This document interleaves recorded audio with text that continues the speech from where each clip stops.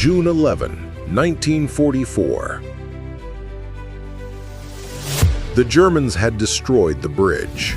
Doctrine said the Americans would need 3 days to cross again. But after only 3 hours, the river began to shake. Metal on metal, non-stop, relentless, like a machine that didn't understand fear. German soldiers stared in disbelief as a brand new bridge rose from the water under direct fire. Men fell, others replaced them instantly. Trucks arrived with endless steel. It was as if the Americans weren't building a bridge. They were building a new rule of war. You can destroy our crossings, but you cannot destroy our industry. And that sound, those hammers, was the moment Germany realized they weren't fighting an army. They were fighting a factory. June 11, 1944. Somewhere along the Vire River, lower Normandy. The air tasted of wet stone and cordite. Along a shattered bend in the Vire River, where water moved slow and brown beneath a sky the color of old gunmetal, German sentries watched through the early morning haze. Their breath came in short bursts, visible in the damp cold that never seemed to lift, even now in what should have been summer. Across the water, barely 200 meters distant, the Americans were building something. The sound reached the German positions first, metal on metal, rhythmic and unceasing, like the heartbeat of some vast mechanical creature that had no concept of fear or exhaustion. Obergefreiter Klaus Mittler, positioned in a hastily reinforced farmhouse that overlooked the river crossing, adjusted his field glasses and felt something unfamiliar settle in his chest. It wasn't fear exactly, it was bewilderment. The Americans had arrived at the riverbank less than 3 hours before dawn, and already steel girders were rising from the water like bones assembling themselves in reverse, defying not just the current, but the very logic of warfare as he understood it. The Wehrmacht had been retreating through Normandy for 5 days, not in the chaotic rout that would come later, but in the methodical, fighting withdrawal that German doctrine had perfected across 3 years of Eastern warfare. Every bridge destroyed, every roadway cratered, every river crossing fortified or denied. This was the arithmetic of defensive war. Make the enemy pay for every meter, slow his advance until reinforcements arrived or weather intervened, or the Allied coalition fractured under the weight of its own logistics. The manuals were clear. The experience from Russia was clear. Destroy the bridge and the enemy stalls. Modern armies moved on roads and railways and pontoon spans. Without them, divisions became isolated, supply columns ground to a halt, and timetables, those sacred documents that governed all military planning, became meaningless. The Allies were supposed to need days, perhaps a week, to restore a major river crossing. That was the calculation. That was how war worked. But the Americans building that bridge in the pre-dawn darkness of June 11th were working from a different manual entirely.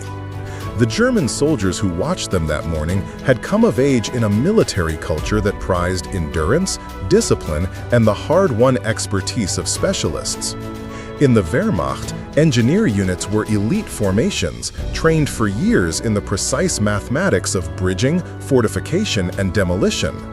Building a Bailey Bridge or a pontoon span required surveying equipment, exact measurements, carefully sequenced construction phases. It was engineer work, technical, methodical, not something to be rushed. The German army had excellent engineers, men who could build a crossing under difficult conditions given time and the proper materials. But time was always required. Haste led to structural failure, to spans that buckled under the weight of armor, to catastrophic collapses that could cripple an entire corps. Yet across the Vire, in the gathering light, American soldiers were assembling a bridge with a speed that seemed to violate the fundamental principles of engineering itself. They worked in rotating shifts, teams moving in and out with choreographed precision, each man knowing his role without apparent need for shouted orders or officer supervision. The sound never stopped. Even when German mortars found the range and bracketed the construction site with explosions that sent geysers of river water skyward, the hammering continued. Men fell, were dragged aside, and new men took their places without missing more than a handful of beats. The steel sections, prefabricated, standardized, maddeningly identical, came forward on trucks that themselves seemed immune to the concept of delay. One truck departed, another arrived.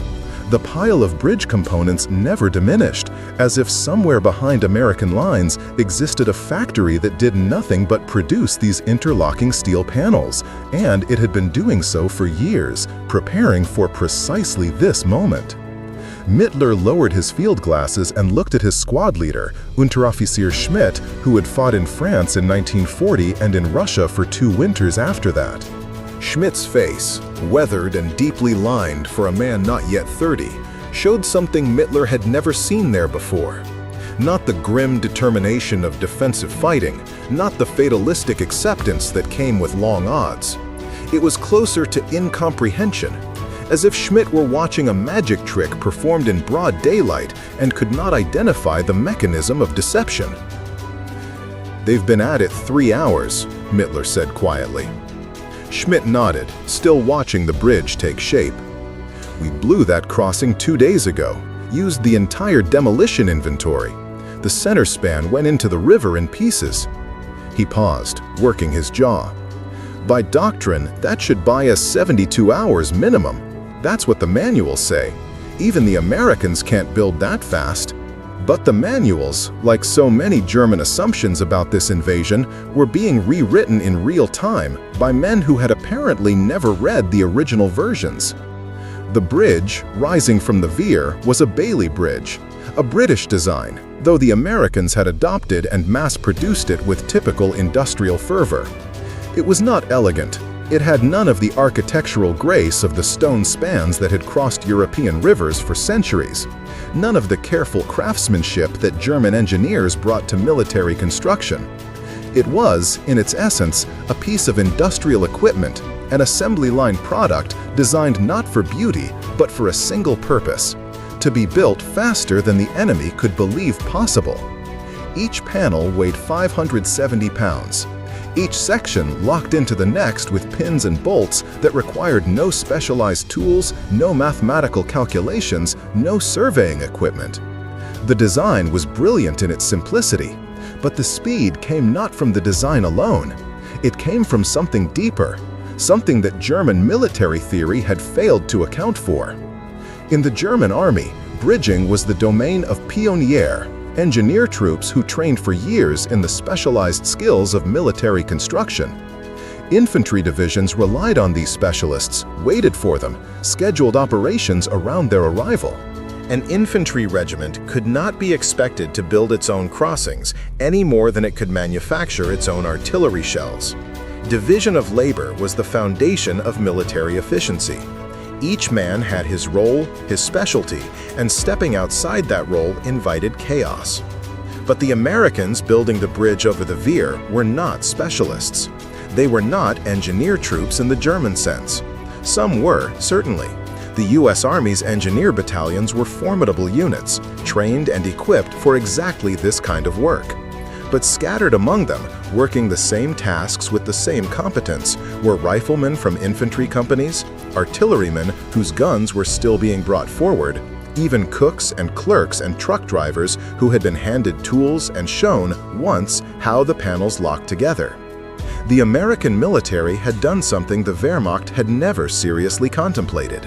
It had made bridge building a basic infantry skill, something taught in training camps across the United States to hundreds of thousands of men who would never officially be classified as engineers. Every American soldier understood the basic assembly of a Bailey bridge the way every German soldier understood field fortification. It was democratized expertise, mass-produced competence, and it turned every rifle company into a potential engineer unit when the need arose. More than that, the Americans had industrialized the entire process with a thoroughness that seemed almost wasteful until you watched it unfold under fire. Behind that first bridge site on the Vire, battalion supply officers had stockpiled enough Bailey Bridge sections to build 3 complete spans. Not 1, 3. The American logistical doctrine assumed bridges would be damaged during construction, that sections would be lost to artillery fire or mishandled in the chaos of combat engineering. So they brought triple redundancy, quadruple redundancy, numbers that seemed excessive until the first mortar barrage landed and damaged panels were simply dragged aside and replaced without slowing the overall construction tempo. A German engineer unit, working with carefully allocated materials, would have been forced to pause and assess, to salvage and repair. The Americans just pulled fresh sections from the seemingly endless supply and kept building. By 600 hours on June 11th, as full daylight spread across Normandy and German forward observers finally got clear views of the river crossing, the first Bailey Bridge was functionally complete. Not finished in the careful German sense, there would be hours of additional work, reinforcing and securing and inspecting, but complete enough that light vehicles were already crossing. And within another hour, Shermans would roll across that span at speeds that made the entire structure bounce and sway in ways that looked catastrophic, but were, according to American engineering calculations, perfectly acceptable. The bridge was rated to carry those stresses. It had been tested in Louisiana and Arizona and a dozen other training grounds. The Americans knew exactly how much punishment the design could sustain, and they pushed it to those limits without hesitation. Mittler watched the first jeeps cross and felt the strategic situation shifting beneath him like unstable ground during an artillery barrage. The German defensive plan for this sector had been predicated on time, on buying days for the 353rd Infantry Division to establish stronger positions further south, for the 2nd SS Panzer Division to complete its movement from the interior.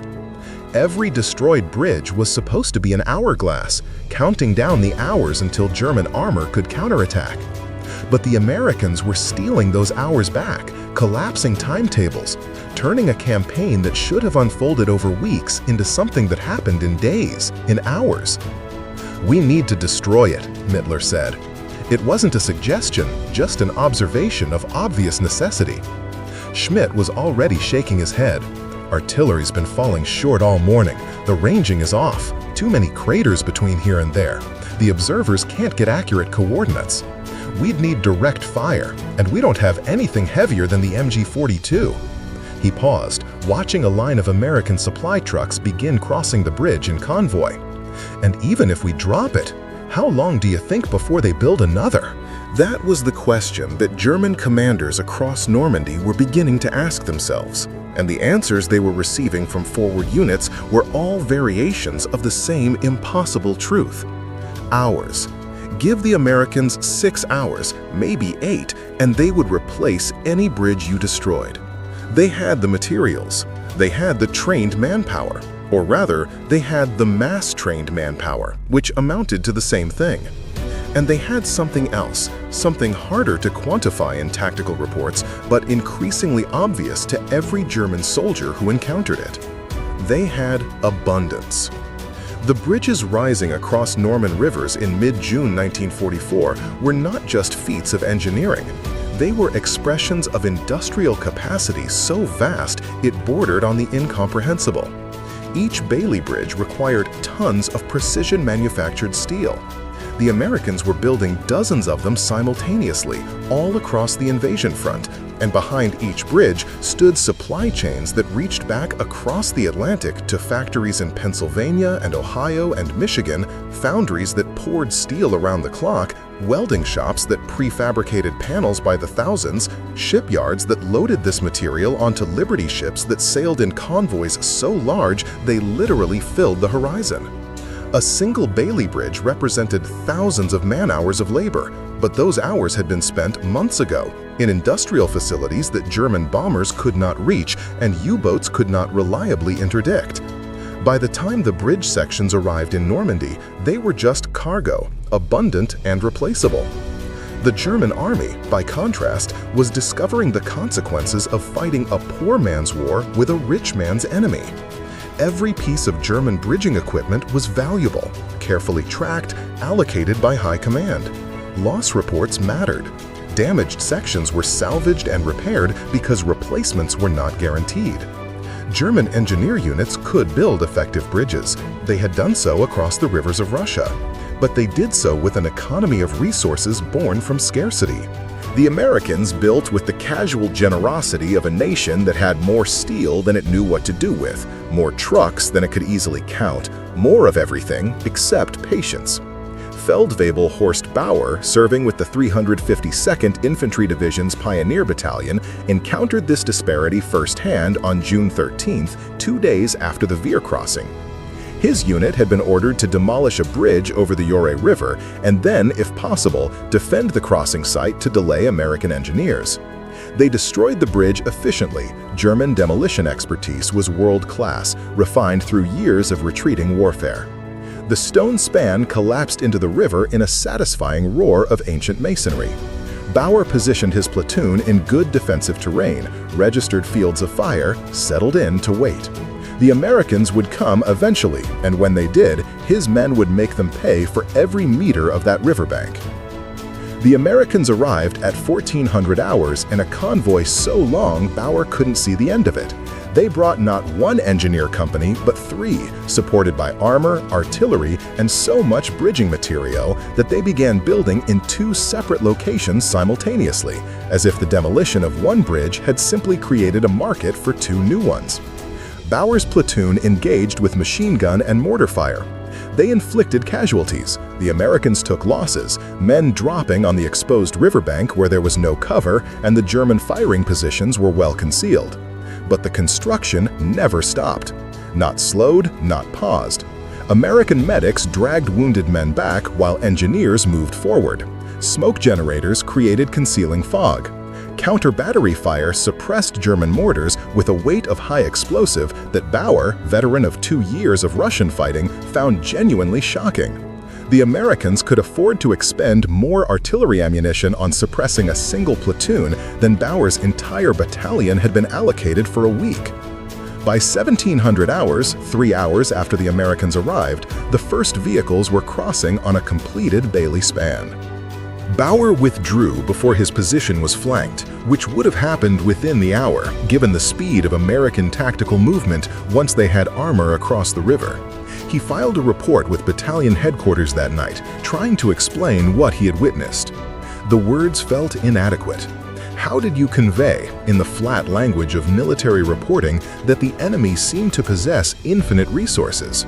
That destroying a bridge no longer bought time, but merely inconvenienced an opponent who could rebuild faster than you could retreat? The reports accumulated through mid-June, climbing up the German chain of command, each one variations on the same theme. Americans building bridges in 4 hours, in 6 hours, in one documented case in less than 3 hours under direct fire. Crossings that should have required a week completed before German reinforcements could arrive. By June 18th, 7 major bridges had been built across the rivers of Normandy by American engineers, and each one represented not just a tactical success, but a psychological revelation for German defenders. The Wehrmacht had entered this campaign with strategic assumptions inherited from 4 years of European warfare, that logistics limited operational tempo, that destroyed infrastructure bought time, that modern armies moved at speeds dictated by supply and engineering capabilities. The Americans were demolishing those assumptions as methodically as they demolished German defensive positions, replacing old truths with new realities at a pace that left German commanders struggling to adapt. In the German barracks and forward positions, among the ordinary soldiers who watched American bridges rise through the smoke and chaos of the Normandy campaign, a bitter joke began circulating. Destroy a bridge in the morning, they would say, and the Americans will have 2 built by evening. Like all good soldier humor, it contained a core of uncomfortable truth. The Americans were not just winning the tactical battle of river crossings. They were demonstrating a form of warfare that German military tradition had no framework to process. Warfare as mass production. Battles won not through superior fighting spirit or tactical brilliance, but through the systematic application of industrial abundance. The Bailey bridges became symbols of this disparity, but they were not the only ones. German soldiers in Normandy quickly noticed that American units seemed to operate with material assumptions that bordered on the profligate. Damaged vehicles were often abandoned rather than repaired because bringing forward a replacement was easier than organizing field maintenance. Artillery units fired preparatory barrages that consumed more ammunition in an hour than a German battery might be allocated for an entire operation. When American positions were overrun, and sometimes they were because industrial capacity does not guarantee tactical superiority, German soldiers found warehouses of supplies, stocks of food and equipment that suggested a military with no concept of scarcity. The food, especially, became a point of dark fascination. American rations were not just adequate, but abundant, varied, occasionally luxurious by Wehrmacht standards. Chocolate was common. Coffee was universal, not the ersatz chicory brew that German soldiers had grown grimly accustomed to, but real coffee, in quantities that seemed to suggest the entire United States was swimming in it. Cigarettes came in packs, not carefully rationed individual sticks. When German soldiers overran an American supply depot near St. Lo in early July, they found crates of Coca-Cola, that strange sweet beverage that had somehow become synonymous with American identity. Men who had been subsisting on black bread and whatever they could scavenge from Norman farms stared at this abundance and felt something more profound than envy. They felt the gap between economies, the reality that they were fighting a nation that could afford to ship soda across an ocean while waging war on 3 continents. The bridges, though, remained the most visceral expression of this gap. They were visible, undeniable, impossible to rationalize away with propaganda about German technical superiority or fighting spirit. A bridge either stood or it didn't. The Americans built them again and again, under fire and under terrible conditions, with a speed that made a mockery of German defensive calculations. And they built them not through superhuman effort or reckless bravery, but through systematic preparation, through training that had made bridge construction a routine rather than a heroic feat, through supply chains that never seemed to run dry. Lieutenant Wolfgang Schneider, serving with the 17th SS Panzer Grenadier Division, watched an American bridge go up across the Saloon River in late June and tried to articulate, in a letter that would never be sent, what the experience meant. "It is not that they are better soldiers," he wrote. "Man for man, in courage and skill, we are their equals or better. But they are not fighting as soldiers in the sense we understand. They fight as workers, as factory men, and they have brought their factories to the battlefield. When we destroy something, they simply manufacture a new one. They do not mourn the loss. They do not carefully husband resources. They build and build and build, and there is always more behind them. It is like trying to stop a river by removing water one bucket at a time. The river does not care. The river is endless." The letter remained in Schneider's pocket when he was killed 3 days later during a failed counterattack. An American Graves registration unit eventually recovered it, along with his other personal effects, and filed it away in the vast bureaucratic machinery that processed such things. The letter would not be translated and studied until years after the war, but its observations were not unique. German officers across Normandy were reaching similar conclusions, filing similar reports, struggling to convey to higher headquarters that the American advantage was not primarily tactical or even technological. It was systemic. It was industrial. It was the advantage of a nation that had spent 2 years converting its entire economy into a war machine, and was now deploying the products of that conversion with a thoroughness that made German rearmament look almost quaint by comparison. The strategic implications were profound, though German high command was slow to fully absorb them. If the Americans could replace bridges in hours, then defensive strategies predicated on terrain denial became much less effective. If they could sustain this pace of construction across an entire invasion front simultaneously, then the careful German timetables for reinforcement and counterattack were obsolete before they were drafted. The Normandy campaign had been expected to develop along certain predictable lines. Initial Allied gains followed by a grinding positional struggle as supply lines lengthened and German reinforcements arrived. That was how modern warfare worked. That was how it had worked in Italy, in Russia, in North Africa. But the American bridges changed the calculus. They kept supply lines short. They maintained operational tempo. They turned what should have been a weeks-long struggle to break out of the beachhead into a campaign measured in days. By early July, when American forces finally captured St. Lo after brutal fighting, they did so supported by a network of bridges and supply routes that had been built, in many cases, under German observation and fire. The infrastructure of American advance was being constructed faster than German forces could destroy it, and that simple fact contained within it the seeds of operational collapse. On July 25th, when Operation Cobra began and American forces achieved the breakthrough that would lead to the encirclement of German armies at Falaise, the speed of the advance owed much to the bridges. Not the bridges alone. American tactical air power, artillery superiority, and the eventual collapse of German defensive cohesion all played roles. But the bridges were foundational. They were what allowed American armor to keep moving, supplies to keep flowing, infantry divisions to advance without pausing to establish elaborate river crossing operations. The Bailey bridges of Normandy were not glamorous pieces of military equipment. They did not inspire the same awe as Shermans or P-47s or Long Tom artillery pieces, but they were, in their unglamorous efficiency, perhaps more revolutionary than any weapon system deployed in the campaign.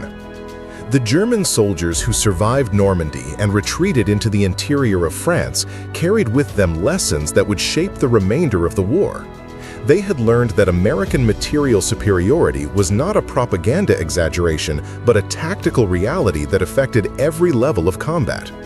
They had learned that destroying enemy infrastructure no longer reliably bought time.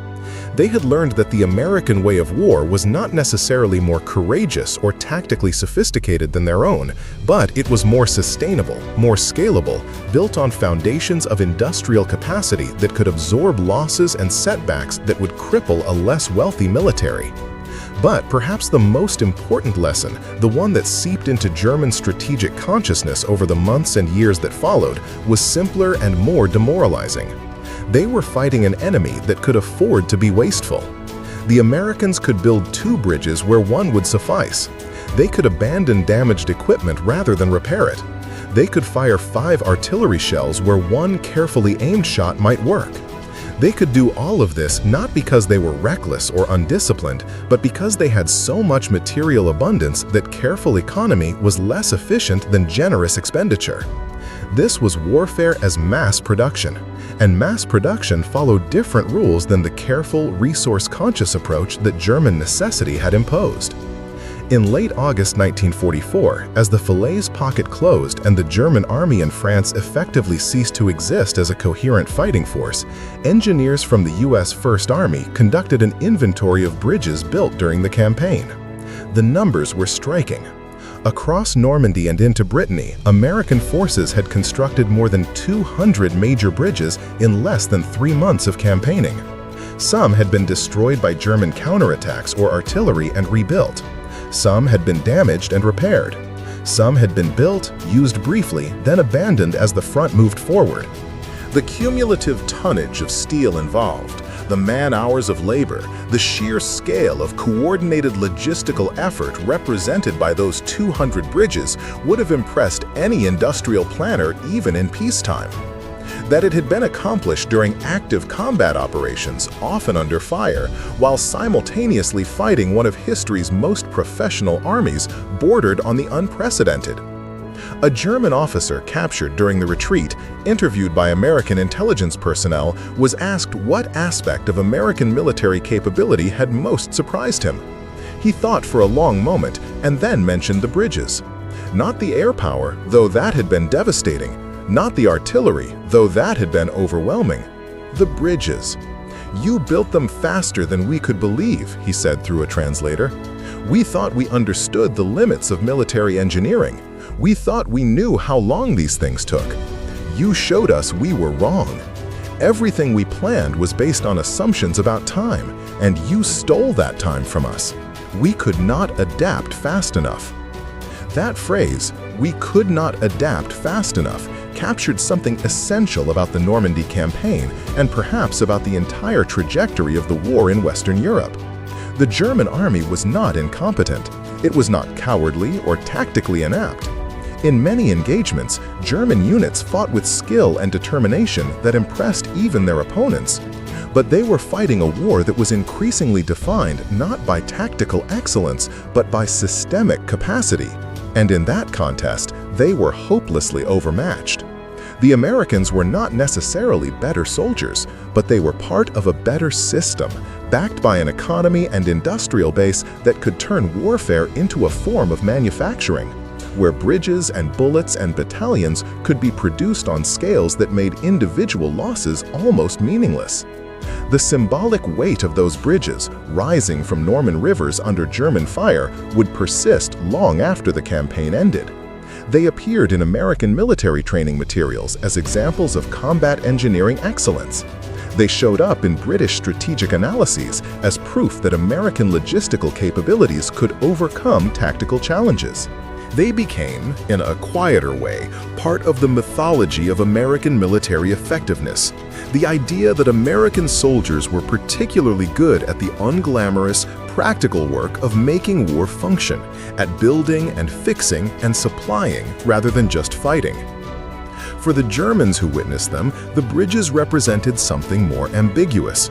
They were proof of an adversary who fought with resources that seemed limitless, who could absorb and replace losses that would be catastrophic to any European power.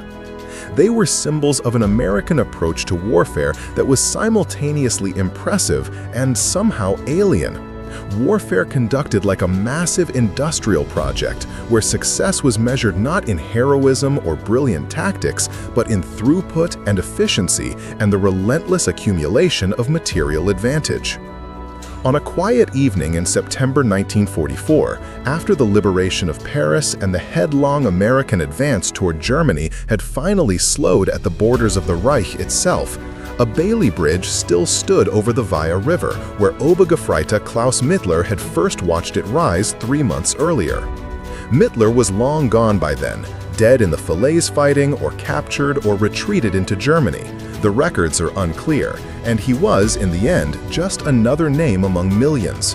But the bridge remained, and it was still in use, carrying supplies forward to American units that were already hundreds of kilometers to the east. The structure looked tired, weathered by months of heavy traffic and Norman rain. The steel showed rust in places. The wooden decking had been replaced several times. But it held. It performed the function it had been designed for with the same unglamorous reliability that characterized so much American military equipment. It was not beautiful. It was not particularly innovative. The British had designed it after all. But it was there, solid and functional, still carrying the weight of an advancing army that had crossed the Seine and the Meuse and would, in time, cross the Rhine itself. If there is a broader truth to be drawn from those bridges of Normandy, it may be this. Wars between industrial powers are won not by the most courageous soldiers or the most brilliant generals, but by the nations that can best sustain the machinery of conflict. Courage matters, tactics matter, but beneath them both lies the foundation of production and supply, the unglamorous mathematics of steel tonnage and shipping capacity and factory output. The Americans understood this in 1944 in ways that perhaps no military power before them had fully grasped. They built their strategy not around heroic effort, but around sustainable systems. They designed their equipment not for maximum performance, but for maximum reliability and replaceability.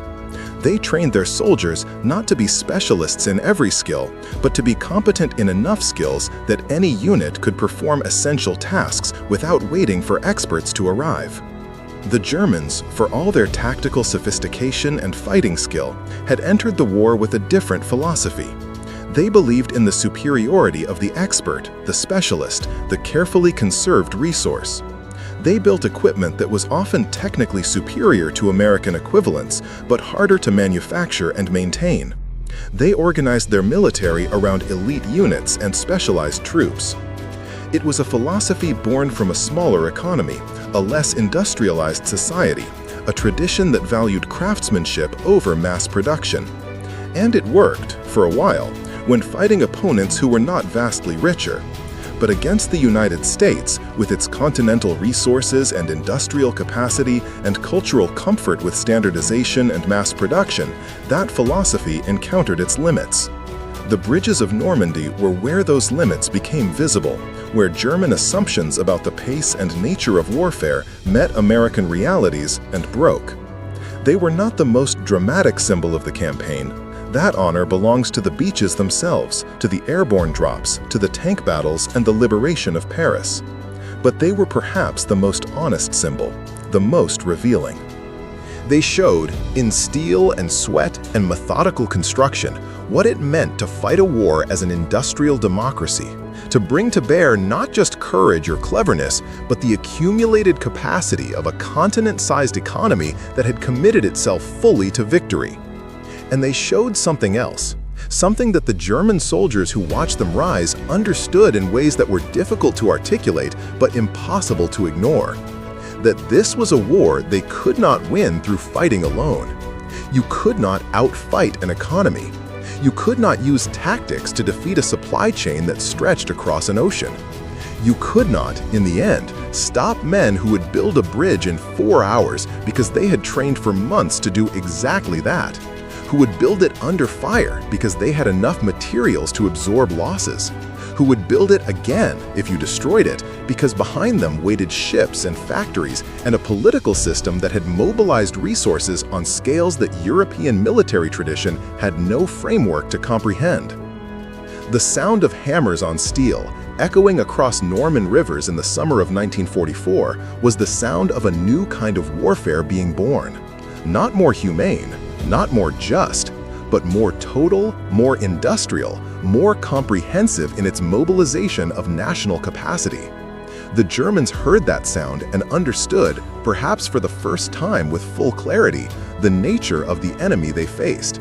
Not supermen, not heroes, just workers, millions of them, backed by a system that could turn their labor into military power with an efficiency that made traditional warfare look almost artisanal by comparison. The bridges stand, in memory, if not always in physical fact, as monuments to that transformation. They are not glorious monuments. They do not inspire poetry or paintings. But they are true monuments, honest ones, markers of the moment when warfare became fully modern, fully industrial, fully American in character. And they remind us, if we care to remember, that freedom's victory in that terrible war was built not just on bravery and sacrifice, but on Bailey bridges and supply chains, on factories and logistics, on the unglamorous work of building things faster than the enemy could destroy them. That, in the end, was the democratic way of war, not more beautiful than the alternative perhaps, but more sustainable, more patient, more certain. The sound of American hammers ringing out across the rivers of France never stopped. And that, as much as any battlefield heroism, is why those rivers were crossed and why the war was won.